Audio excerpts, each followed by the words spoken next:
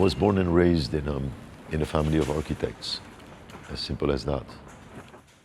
So I basically grew up in walls that were built by my father and slept in beds that were designed and built by the family factory, studied on desks that were also their products. So I was pretty much surrounded by that.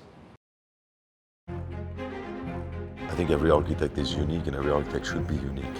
So, and I wouldn't look at myself as a unique person for a very specific reason, and that every single project is unique because of the unique circumstances that I address and my ability to address them in a pertinent way. Cities, yes, do have an impact on you if you love cities. So I would say I'm an urban person. A lot of things have inspired me about Casablanca. What I feel is very interesting about Casablanca is the impossibility to simply produce simple definitions about this city.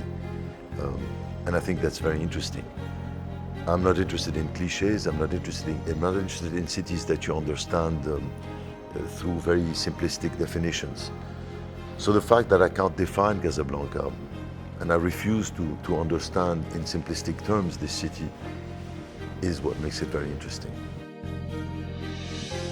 The story of Saray was started a while back with a very interesting proposal, an ambitious set of ambitious ideas that were brought forward by the developer, basically the person who was behind this project initially.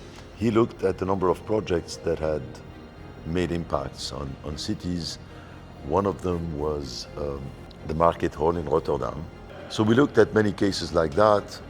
Then we looked at Casablanca and tried to understand what is it that we could, or try to formulate something that would bring to this particular neighborhood at this particular moment in time something that was not there.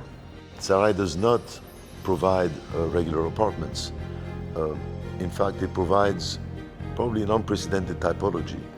They're suspended houses from the small studio, go down to 40, 60 square meters, to the larger apartments.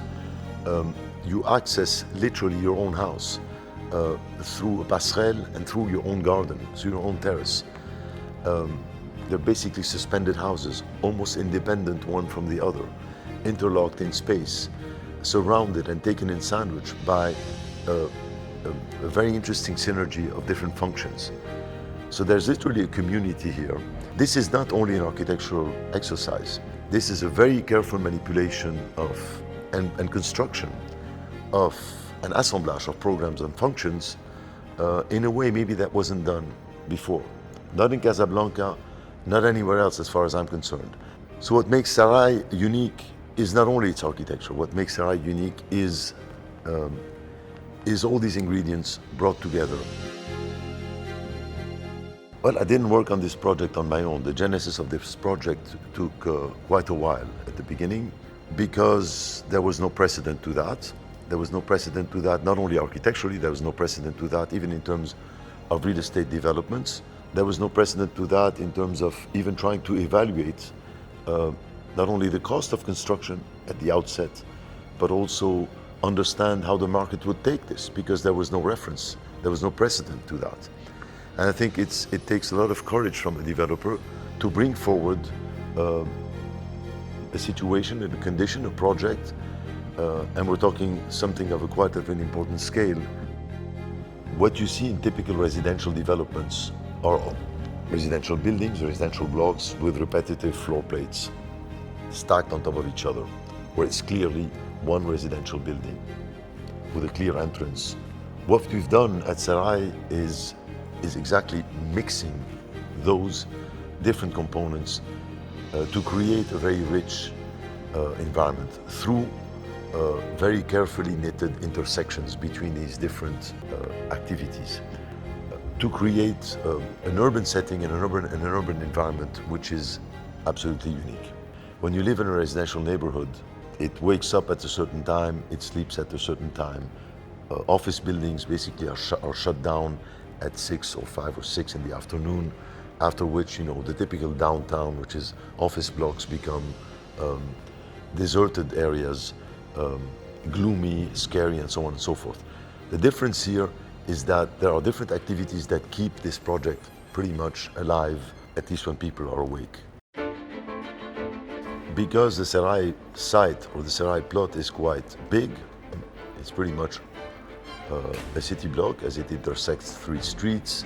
The typical developer's approach would have been to create several buildings, stacking deep floor plates on top of each other from ground floor to 5th or 6th or whatever, and creating buildings that are addressing the streets, the outer facades, and creating buildings that are pretty much stuck in the courtyards. In Saray, there is none of that. It's a very permeable sponge. There are no different buildings. There are literally blocks and volumes that are interconnected with passages of light and air throughout the project, with very big courtyards in the middle, spread pretty much across the site. It's a project that has a lot of positive spaces and negative spaces. You never see repetitive floor plates from top to bottom. There is not one single building. There are several parts that interact with each other, whereby you don't live in block A or block B at the 2nd or the 3rd floor. You can literally see your house from a courtyard, suspended almost as an independent house, suspended. Light seeps through these gaps and through these voids. The underface of the last floor plate is a reflective one to completely basically disorient the idea or dissolve the idea of floor 1, floor 2, floor 3, floor 4. There's no such a thing in this project. You live at a certain altitude, you don't live on a specific floor. And I think this is absolutely unprecedented. Not in Casablanca or not anywhere else.